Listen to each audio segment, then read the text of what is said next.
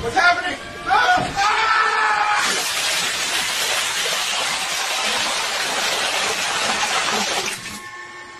New York शहर में एक दिल दहला देने वाली घटना सामने आई है, जहां एक व्यक्ति की एमआरआई मशीन के चुंबकीय प्रभाव के कारण मौत हो गई है। बता दें 61 वर्षीय Keith Mac Allister Nassau open MRI centre में अपनी पत्नी के साथ पहुंचे थे, जहां उनकी पत्नी का घुटने का स्कैन होना था। इस दौरान कीथ एक भारी मेटल चेन पहनकर एमआरआई रूम में चले गए।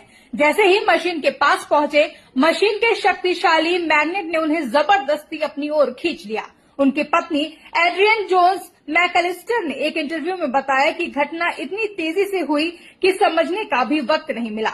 मशीन ने उन्हें अचानक घुमा दिया और अंदर खींच लिया, जिसके बाद उन्होंने स्टाफ से मशीन बंद करने और 911 कॉल करने की गुहार लगाई, लेकिन तब तक बहुत देर हो चुकी थी। उन्होंने रोते हुए कहा कि उनके मुताबिक